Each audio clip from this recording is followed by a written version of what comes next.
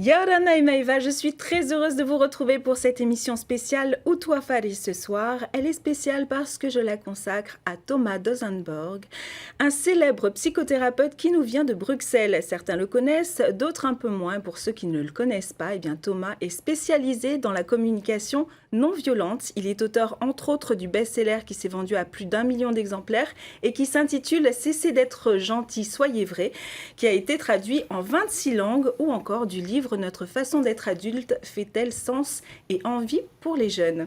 Il est également conférencier. Si vous vous intéressez au développement personnel et à la communication non violente, vous avez certainement dû voir ses interventions sur les réseaux sociaux. Il a souhaité partager avec le plus grand nombre en Polynésie un peu de son savoir et de son expérience. Le thème que nous allons aborder ensemble, ce sera comment instaurer un climat de paix en couple et en famille. Bien sûr, c'est un sujet très vaste que nous allons développer en plusieurs parties, donc plusieurs émissions. Mais avant, faisons plus ample connaissance avec Thomas. Yorana Thomas. Yorana. Je suis vraiment très heureuse de t'accueillir sur notre plateau aujourd'hui. Merci de consacrer ce temps aux Polynésiens et surtout de le faire à travers TNTV. C'est un grand honneur de te recevoir aujourd'hui. Merci. Merci beaucoup. Alors, je sais que tu es en Polynésie depuis le début du mois de février et depuis, tu as donné de nombreuses conférences et des formations aux Polynésiens. Tu as rencontré donc la population polynésienne. J'aimerais savoir si tu t'adaptes aux populations et au public que tu rencontres dans les pays, ou est-ce que c'est toujours les mêmes problématiques qui sont soulevées ? Alors effectivement, ce sont toujours les mêmes problématiques qui sont soulevées. Le fond reste le même, qui est l'enjeu de la connaissance de soi au service des autres. Comment éviter la brutalité ordinaire, des chamailleries, des collisions, des frictions d'ego, des conflits qu'on a du mal à traverser de façon féconde. Donc le fond reste le même. Ce qui change, bien sûr, c'est un peu l'angle d'approche et les cultures qui sont variables évidemment d'une partie du monde à l'autre. Et je m'intéresse surtout aux populations dans lesquelles l'accès aux émotions est difficile parce que la culture ne l'a pas facilité. Et ça, malheureusement, c'est très répandu. Est-ce que tu peux faire un constat de tes rencontres que tu as faites ici ? Comment tu as senti les Polynésiens ? Alors, j'ai adoré bien sûr l'accueil d'emblée dès qu'on arrive à l'aéroport, le fait d'être accueilli avec un collier de fleurs. Il n'y a pas beaucoup d'espace au monde où on est accueilli comme ça, avec des merveilleux sourires, beaucoup de gentillesse qui se retrouvent partout d'ailleurs dans les services, dans les restaurants, dans les avions, etc. Beaucoup de générosité d'accueil, de bonhomie. Et en même temps, en rencontrant les gens de plus en plus profondément, j'ai pu réaliser que comme partout sur la planète, il y a de la violence. Il y a de la violence conjugale. Au sein du couple qui devrait être le lieu où on s'aime, on se chérit, on est tendre, eh bien, il y a quand même de la violence. Avec les enfants, pareil, ça devrait être l'espace où c'est la tendresse qui est répandue et c'est sans doute bien sûr aussi le cas, mais quand même parfois de la violence s'installe là. Et puis dans les structures, dans les organisations, dans les administrations, malheureusement de la violence se glisse partout et c'est comme si nous étions impuissants par rapport à ça. Et c'est bien l'objectif de mon travail, c'est de dire arrêtons de croire que nous sommes impuissants. Nous sommes puissants pour faire la guerre, nous sommes puissants pour faire la paix et ça prend. Je me suis un peu renseignée sur ton parcours et j'ai vu que tu n'as pas toujours été conférencier. Tu as commencé par être avocat. Alors comment on fait pour passer d'avocat à conférencier ? Est-ce que ce sont tes affaires qui t'ont amené à t'intéresser à l'humain ? C'est la pratique de mon métier d'avocat. J'ai eu à assister et à accompagner beaucoup de conflits comme avocat. Et j'ai très vite perçu que les conflits ont largement trait à des malentendus. Et si j'observais le malentendu d'un peu plus près, je voyais que le malentendu était un composé ou un combiné de mal exprimé et de mal écouté. Une personne n'exprimait pas clairement ce qu'elle aimerait, ce qu'elle souhaiterait, ce qui, à ses yeux, rendrait la vie plus belle, mais elle exprimait des jugements, des critiques, des reproches, des insultes ou des injures. Forcément, l'interlocuteur n'entendait pas des propositions pour que la vie soit plus agréable. L'interlocuteur ou l'interlocutrice entendait les jugements, les critiques, les reproches, les insultes ou les injures. Elle s'enfuyait en claquant la porte ou elle répondait paf, sur le même ton, mal exprimé, mal écouté, mal entendu. Et j'ai mesuré que je mettais beaucoup d'énergie comme juriste, comme avocat, à essayer de trouver des solutions juridiques pour des enjeux qui étaient largement des enjeux de connaissance de soi et d'intelligence émotionnelle. Et que ça, malheureusement, ça ne fait pas partie de nos formations. Et donc, c'est pour ça que je me suis dit, j'ai envie d'aider les gens à mieux se connaître, pour mieux se comprendre soi, et en se comprenant mieux soi-même, avoir des clés pour mieux comprendre l'humain qui est là. C'est difficile de comprendre l'humain qui est devant si je ne pige pas grand-chose à l'humain qui est dedans. C'est difficile d'avoir de l'écoute et de l'empathie pour celui qui est là, alors que je n'ai pas d'écoute et d'empathie pour celui qui est ici. Et donc, ce travail de connaissance de soi se révèle la clé du vivre ensemble, et c'est ce que j'enseigne depuis bientôt 30 ans maintenant. Oui, je vois ça. Alors, tu es père aussi de famille de 3 filles. Tu es marié depuis 25 ans. Oui. Est-ce que la vie de famille chez les Dosenbourg est un long fleuve tranquille? Ça, c'est un rêve charmant, bien sûr, et délicieux, qui est certainement porteur, mais ça ne correspond pas à la réalité. Bien sûr qu'il y a des tensions, des conflits dans toute vie de famille, et que même si nous sommes un couple très, très aimant, Valérie et moi, eh bien, on se chamaille, on se dispute, on se boude un peu. Ça nous arrive, comme dans tous les couples. J'ai une amie thérapeute à Lyon, en France, qui dit « Il vaut mieux un couple de friction il vaut mieux un couple de friction qu'un couple de fiction ». Et effectivement, croire qu'on peut vivre en couple en étant tout à fait bisounours tout le temps, ben, c'est irréel. Et avec les enfants, c'est pareil. Et donc, nous avons seulement l'occasion de développer une autre façon de gérer les tensions et les conflits qu'en s'agressant. Quand on n'est pas d'accord, on s'assoit pour se parler et s'écouter. On évite le fameux malentendu que j'évoquais juste avant. On essaie de bien exprimer ce qu'on voudrait, on essaie de bien écouter ce que l'autre voudrait. Et ça résout énormément de tensions qui, sinon, sont très, très pénibles à vivre. C'est ce qu'on va essayer de développer pendant ces 3 émissions qu'on va consacrer à la famille et à la paix dans la famille. Donc, en fait, tu dis souvent dans tes entrevues qu'être en paix, ça s'apprend. Ce qui amène ma première question. Par quoi faut-il commencer pour instaurer un climat de paix au sein du couple et de la famille? Une jolie formule de Confucius dit « Si tu veux la paix dans le pays, commence par la paix dans ton quartier. Si tu veux la paix dans ton quartier, commence par la paix dans ta rue. Si tu veux la paix dans ta rue, commence par la paix dans ta maison. Si tu veux la paix dans ta maison, commence par la paix dans ta famille. Et si tu veux la paix dans ta famille, commence par la paix dans ton cœur. » Et nous avons cet entonnoir qui nous amène à la racine de comment on crée la paix. On crée la paix en travaillant sur soi pour comprendre les mécanismes des émotions mal gérées qui, si nous n'apprenons pas à bien les gérer, nous amènent à casser la gueule de l'autre ou à lui envoyer notre volée de jurons, critiques, reproches. Nous avons besoin de comprendre cet enclenchement. Ça demande un peu de recul, de discernement. Et comme c'est au service de la vie commune, j'appelle ça dans mon travail de l'intériorité citoyenne. Notre vie intérieure ne concerne pas que nous. Elle sert le processus social. Et donc, pour répondre à ta question, comment est-ce qu'on commence? On démarre par prendre du temps pour écouter le premier être humain dont chacun de nous a la charge, qui est nous.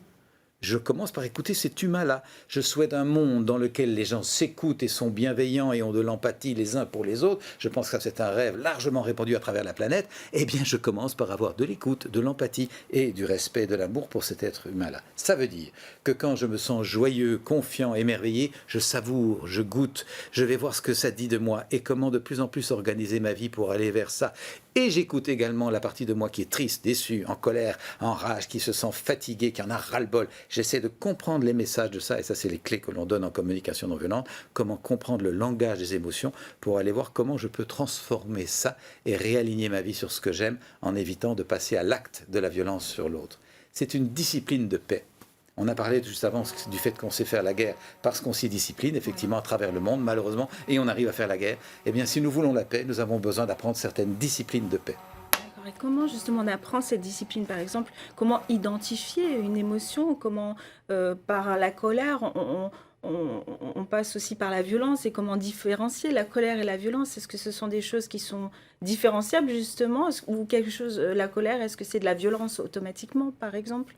Pas forcément, justement. Nous avons besoin d'apprendre ça. Il y a quelques jours, j'étais en rapport avec une personne de Tahiti qui vit en Nouvelle-Calédonie et qui me disait « Vous devez revenir en Nouvelle-Calédonie où j'étais l'année passée parce que vraiment nous manquons en Polynésie de langage et de compréhension des émotions. Chez nous, on se crie dessus et puis on se tape dessus. » C'est effectivement malheureusement pas qu'ici que ça se passe. Et donc comment on fait? On peut apprendre à accueillir la colère en s'assoyant avec elle pour comprendre ce qu'elle dit. En communication non violente, nous voyons tous les sentiments comme des clignotants sur un tableau de bord. Nous ne jugeons pas un sentiment négatif ou positif, ils sont tous en train de nous parler de nous. Quand vous conduisez une voiture, tous les clignotants sont pertinents pour piloter la voiture avec sécurité et stabilité. Et ça ne veut pas dire que tous les clignotants sont rigolos à voir. Vous sortez du travail à 6 heures du soir ou 5 heures du soir, peu importe. Vous avez envie de rentrer chez vous rapidement et tout d'un coup, il y a un clignotant qui s'allume et qui dit « tu as besoin d'essence, tu es sur la réserve ». Ça, c'est le message du clignotant. Ce n'est pas confortable, on va retarder le voyage, il faut peut-être sortir de la route pour chercher la pompe à essence. Est-ce qu'on a l'argent ou la carte bleue? Il y a des inconforts à la clé de ce clignotant. Mais quel est le chauffeur d'une voiture qui dit « c'est négatif ça, je m'en occupe pas, je continue mon voyage ».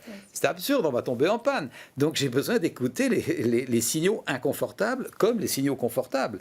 Et ça, c'est l'apprentissage que permet la communication non violente. Et pour revenir à ta question, quand je suis en colère, j'écoute ma colère précisément pour éviter qu'elle ne s'enclenche dans la violence. Je peux apprendre à dire ma colère. Et moi qui te parle, j'ai appris à faire des colères très claires et non violentes grâce à la communication non violente. Parce qu'avant, j'étais trop gentil, j'étais pas en colère. Ça va s'arranger, c'est pas si grave, je suis un peu triste. Et je mettais des sentiments qui accommodaient la chose pour ne pas voir que moi, si gentil, j'étais bien en colère. Et donc, j'ai eu besoin d'accueillir le fait que parfois, je suis en colère. Ça ne veut pas dire que je suis un méchant garçon, ça veut juste dire que je suis un être humain. Et que par moments, la frustration, elle est là, et que je peux faire autre chose qu'accabler quelqu'un ou attaquer quelqu'un. C'est un processus que l'on peut apprendre. D'accord. Et comment on apprend ça alors? Par exemple, j'ai une situation. Voilà. Mon enfant ou un enfant ne veut pas ranger sa chambre, ça fait 10 fois que je lui demande. Je suis obligée de me mettre en colère, de le gronder, de lui confisquer son téléphone pour qu'il arrête et qu'il m'écoute et qu'il fasse son rangement. Est-ce que cette colère, en tant que parent qui veut asseoir son autorité, est légitime? Est-ce que c'est de la colère qui peut être prise pour de la violence pour un enfant? Comment est-ce que je dois m'exprimer et exprimer cette colère? Nous allons rencontrer là un vieux pétrissage qui consiste à vivre les rapports humains comme des rapports de force. Domination, soumission, agression, démission, punition, menace. Nous sommes encodés là-dedans d'une manière qui est surprenante. Nous ne voyons pas les rapports humains comme des rapports de collaboration et de partenariat. Qu'est-ce qui fait que j'ai besoin d'élever la voix pour élever mon enfant? C'est une vieille habitude. Il y a une auteure française qui a écrit un bel ouvrage qui dit « Élever son enfant sans élever la voix ». Je recommande son ouvrage. Pourquoi s'énerver? Et il s'agit d'apprendre à créer des climats dans lesquels on s'écoute mutuellement et on se respecte mutuellement. Moi, je n'ai pas élevé ma voix avec mes enfants quand je ne suis pas d'accord. Elles sont jeunes adultes maintenant, mais quand je leur disais « Les enfants, là, je suis en colère, j'aurais besoin qu'on s'écoute, voulez-vous m'écouter ?» Que papa dise « je suis en colère et j'ai besoin d'écoute », elles s'arrêtent et elles écoutent. Pourquoi? Mais parce que quand elles me disent « papa, j'aimerais te parler », je dis pas « j'ai pas le temps », je dis « ah, tu voudrais me parler, est-ce que tu veux me parler maintenant ou est-ce qu'on peut attendre une demi-heure ?» Et je prenais soin de créer du lien et de maintenir le « nous ». Et pas le « je veux que tu m'écoutes maintenant et tu vas m'obéir ». Ce rapport de force crée le contraire de ce qu'on veut. On obtient de la fuite. Et tu dis toi-même, je dois élever la voix alors que je me suis déjà épuisé à faire des demandes pour que la chambre soit rangée. Pourquoi elle ne s'est pas rangée? Parce qu'on a du plaisir à ce que les choses soient en ordre, à ce que la maison soit agréable, à rendre service. Nous pouvons apprendre. C'est vraiment ça l'apprentissage de la communication non violente, dont nous voyons tout de suite qu'elle va au-delà du développement dit personnel. C'est du développement social durable. Nous apprenons à cohabiter dans nos différences et à trouver une façon de faire qui nous donne du goût à vivre ensemble et à se faire mutuellement plaisir, pas par devoir, mais par simple joie. Et dans ce que tu dis là, j'apprends justement que j'ai le droit d'être en colère en vrai. J'ai le droit de m'exprimer, de dire je suis en colère, mais de le dire différemment. Il y a absolument le droit d'être en colère, c'est clair.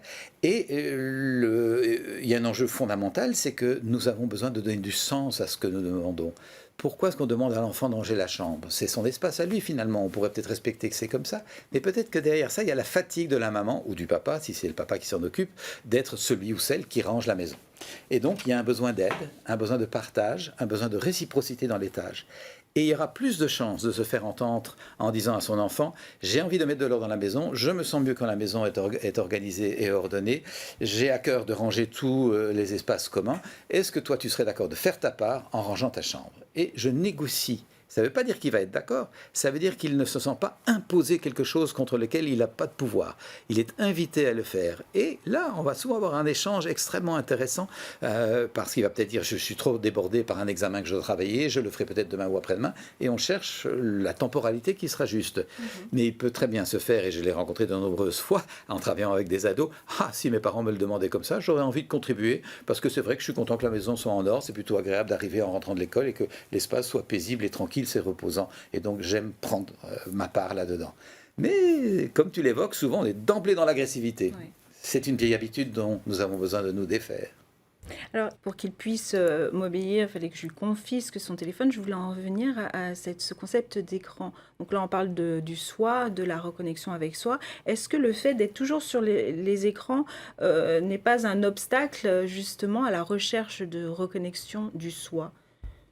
Ça peut certainement être un obstacle à la reconnexion de soi. Les écrans sont malheureux extrêmement captivant, comme tout ce qui bouge. On peut être fasciné par le mouvement des vagues sur la mer, on peut être fasciné par la flamme d'un feu qu'on peut regarder pendant des heures. Ça nous attrape l'attention. Nous avons besoin de nous rappeler et de rappeler aux enfants que ces écrans sont des outils. Exactement comme un marteau ou comme une bêche. Ça permet de construire une maison ou d'entretenir son jardin. Et l'outil, à un moment, quand il a fini son travail, on le remet de côté. Personne ne va dormir dans son lit avec son marteau et sa bêche. Non, On range l'outil. Et donc, nous avons besoin d'avoir une discipline, de réaliser ceci me sert souvent, merci petit outil, et en même temps, ça me dessert si je suis tout le temps dedans. Je perds mes neurones, je perds ma concentration, je perds ma capacité à me sentir vivant par l'intérieur. Je deviens dépendant de ce qui se passe à l'extérieur. Et au lieu d'exercer ma liberté, je suis prisonnier ou menotté à cette espèce d'appareil qui me captive. C'est pathétique de voir ça. Nous avons besoin, effectivement, aujourd'hui, d'être dans une grande vigilance par rapport à cet asservissement. Nous savons aujourd'hui qu'il y a bien des jeunes qui sont pris dans une addiction aux écrans, accros d'écran. Ce n'est pas le sens de la vie. Le sens de la vie, c'est de trouver la joie intérieure et d'en être généreux et partageant. Comment se détacher de ce virtuel pour se reconnecter au réel ? En étant des adultes inspirants, je pense. C'est le thème de mon bouquin. Notre façon d'être adulte fait-elle sens et envie pour les jeunes? Est-ce que, en nous voyant vivre nos vies d'adultes, les jeunes qui nous regardent vivre se disent tiens, c'est super d'être adulte, ils ont des belles valeurs, ils les vivent, on les voit, ils sont incarnés, ils sont cohérents, ils ont un rapport au temps que j'apprécie, j'ai envie de vivre comme ça fait sens, je vais par là, j'ai hâte d'être adulte. Est-ce que c'est ça le message que par notre façon de vivre, nous transmettons aux jeunes? Assez souvent, quand je propose ça dans mes conférences, j'entends la salle qui rit, parce que, non, souvent, les jeunes se disent, mais ils sont complètement speedés, ils vivent beaucoup trop vite, ils proclament des belles valeurs, mais je ne les vois pas au concret. Et donc, souvent, ils restent plutôt dans des activités de divertissement, ils se divertissent de cette façon-là. Les jeunes ont besoin de notre cohérence, et que nous incarnions un modèle du monde qui donne le goût de vivre. Et ça passe par le fait d'arrêter notre comportement je dirais, compulsif de violence automatisée. Dès qu'on n'est pas d'accord, on se gueule dessus. Mais non, quand on n'est pas d'accord, on s'assoit et on se parle. On doit être des exemples, en fait. Ben oui. Alors, pour revenir sur le travail sur soi, ça suppose d'identifier ses forces et ses faiblesses, mais est-ce que nous-mêmes, nous prenons assez de recul sur nous-mêmes pour pouvoir identifier ce qu'on est, nos vraies faiblesses, ou est-ce qu'on a besoin de quelqu'un de l'extérieur pour nous aider à suivre ce chemin de la recherche de soi? Pas forcément. Nous pouvons déjà faire un très beau travail de discernement en adoptant une petite hygiène de conscience que j'appelle dans mon travail une douche psychique. Comme nous prenons des douches physiques régulièrement, c'est devenu une hygiène très répandue à travers la planète, alors que moi j'ai grandi dans une région rurale en Belgique avec des fermes dans le petit village où j'ai grandi. Il n'y avait pas de salle de bain dans les fermes il y a 60 ans dans mon petit village. Et il n'y avait pas d'hygiène buccale, personne ne se brossait les dents, tout le monde avait des dents très avariées, même à l'école du village. Mes copains, copines, ils avaient souvent des dents avariées. Moi j'ai grandi dans une famille bourgeoise où il y avait une salle de bain et mes parents m'avaient appris à se brosser les dents, j'ai eu cette chance. Mais aujourd'hui, dans le même village où j'ai gardé la maison familiale, tout le monde se brosse les dents et tout le monde a de belles salles de bain. C'est un standard installé partout. Eh bien, je pense que dans les temps qui viennent, nous allons instaurer dans nos vies, à travers la planète, des rituels d'hygiène psycho-spirituelle du même ordre. Nous prendrons du temps pour comprendre cet humain-ci. Et avant de sortir au travail, rencontrer les autres, je vais d'abord me rencontrer moi et me poser la question de base de toute la relation humaine. Comment ça va ? Comment tu te sens? C'est ce qu'on a travaillé dans les ateliers que j'ai animés, 2 ateliers, un atelier grand public et puis un atelier avec les agents des services publics qui avait lieu à la présidence de Polynésie avec le soutien et le patronage de plusieurs ministres. Je suis très honoré d'avoir eu cette occasion de les rencontrer, ces ministres. Eh bien, la question de base, c'est comment ça va? Comment je me sens? Quels sont les sentiments agréables que je vis et qui indiquent par où ma boussole tend et ce que j'ai envie de vivre et de reproduire et de vivre de plus en plus intensément, et qu'est-ce que je n'ai plus envie de vivre? Quels sont les sentiments désagréables que je ne juge plus négatifs? C'est juste des besoins qui sont en creux. Rappelez-vous l'image du carburant dans la voiture. J'ai juste besoin de remettre de l'essence à cet endroit-là. J'ai juste donc besoin de prendre soin peut-être d'un besoin de repos ou d'un besoin d'attention ou d'un besoin d'aide ou d'un besoin de reconnaissance qui n'est pas nourri, et je vais prendre soin de mes besoins. Ma boussole va m'indiquer comment faire ça. L'hygiène consiste à se poser cette question régulièrement: comment ça va, comment je me sens? Et dans mon livre, dans la plupart de mes livres d'ailleurs, je mets une liste de sentiments agréables et une liste de sentiments désagréables qui sont autant de clignotants pour bien comprendre mon tableau de bord. Et puis je mets une liste de besoins fondamentaux qui sont les besoins de tout humain. Il y a plus de 150 besoins. Donc nous pouvons aller au-delà de dire ça va ou ça va pas. Ça c'est très très basique et ça ne me motive pas pour savoir par où j'ai envie d'aller. Nous allons voir que nous pouvons clarifier de façon beaucoup plus fine. Et j'observe simplement que si nous faisons ce travail régulier, petit à petit nous nous connaissons mieux, nous nous sentons mieux. Alors faut-il demander de l'aide? Ça peut être pertinent un petit peu au début. Qui, parmi les auditeurs, aura appris à faire du surf, puisque c'est un grand sport chez vous, sans avoir un peu d'aide, un peu de conseil d'un ancien, d'un frère aîné, etc. Qui aura appris à conduire une voiture tout seul? Qui aura appris à faire de la trompette ou du piano tout seul, ou du tennis ou de l'informatique? Nous avons souvent besoin d'un tout petit peu d'accompagnement pour démarrer la machine. Et une fois qu'on a compris le truc, ça se fait très vite. Tu as parlé dans l'une de tes interviews que j'ai suivies avec attention, si j'ai bien compris, de l'importance de déprogrammer certains aspects néfastes de la vie qui nous empêchent d'atteindre une qualité d'être. Tu l'appelles la culture du malheur. Qu'est-ce que c'est exactement que cette culture du malheur ? Oui, c'est 5 mécanismes autobloquants que j'identifie dans le premier chapitre de mon bouquin sur notre façon d'être adulte, fait-elle sens et envie pour les jeunes. Le premier chapitre est consacré à 5 mécanismes autobloquants. Je les ai appelés comme ça parce que tant que nous sommes pris dans ces mécanismes, sans même le savoir, parce qu'ils sont tout à fait imbriqués par la culture ambiante, eh bien nous sommes autobloqués dans notre processus d'évolution personnelle et dans notre processus d'évolution collective. Il y a vraiment de nouveau un enjeu social là-dedans. Et le premier mécanisme autobloquant, je l'ai appelé la culture du malheur. Alors, je ne sais pas encore trop, n'ayant passé qu'un mois chez vous, si ça se vérifie chez vous, mais je peux vous assurer qu'en métropole, en France où je circule beaucoup, en Belgique où je vis, et dans pas mal de pays d'Occident, cet enjeu de la culture du malheur est très très prégnant. Le goût du drame, l'attachement à la souffrance, la capacité à envisager le pire, à contempler le verre systématiquement à moitié vide plutôt qu'à moitié plein. C'est une habitude, c'est juste une programmation. Nous pouvons nous déprogrammer de ça. Alors, et éduquer justement notre conscience à voir ce qui va, à voir ce qui advient de bénéfique, à ce qui est positif. Et sur la planète, il y a infiniment plus de belles et bonnes choses qui se passent que de choses tragiques. Mais évidemment, les médias, la plupart du temps, sauf vous en ce jour, sont en train de considérer que good news is no news. Et on ne parle pas de ce qui va bien. Donc on est plombé de mauvaises nouvelles, mais c'est complètement biaisé. Il y a plus d'enfants qui naissent en parfaite santé que d'enfants qui naissent avec malheureusement un handicap ou une maladie. Mais le seul qui fait la une des journaux, c'est celui qui a malheureusement une difficulté. Il faut s'en occuper, bien sûr, mais la vraie réalité est plus belle que ça. Donc, hygiène de conscience de nouveau, douche psychique. Je commence par les bonnes nouvelles. Ça me donne une meilleure immunité pour traiter les mauvaises. L'idée, c'est pas d'être complètement déconnecté de la réalité en ne voyant que le beau dans une pensée absurdement positive. Non, l'idée, c'est de nourrir une conscience discernante qui a et du bon et du moins bon. Et je suis attentif aux deux. Alors, comment on se sort de est-ce que tu as des tips, des astuces, une petite routine à suivre pour justement sortir de cette culture du malheur? Oui. Pour moi, c'est très très précieux de démarrer sa matinée par ce qui va bien. Souvent dans mes conférences ou dans mes formations, je démarre en disant je vous propose de célébrer une chose extraordinaire, c'est que nous sommes vivants. Alors je vois les gens qui font... Et ça veut dire que vous êtes sortis de votre lit. Ben oui, pour beaucoup de gens, c'était la dernière nuit, ils ne sont pas vivants et ils ne se sont donc pas levés de leur lit. Parmi vous, il y a certainement des personnes qui, dès le matin, ont honoré le fait, tiens, je suis vivant, je suis en santé, j'ai pu sortir de mon lit. Et donc, il y a deux enjeux, la vie et la santé. Parce qu'il y a des personnes qui se sont réveillées, mais elles ne sont pas en santé ou elles vivent un handicap et elles n'ont pas pu sortir de leur lit. Elles sont immobilisées, n'ont pas d'autonomie. Et donc, nous avons deux occasions de célébrer la vie dès le matin.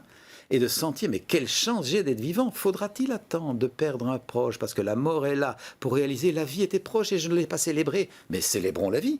La gratitude. La gratitude, exactement, qui est une force, c'est extrêmement puissant la gratitude pour se transformer. Ça n'a rien de bisounours, c'est une véritable vitamine de transformation, la gratitude.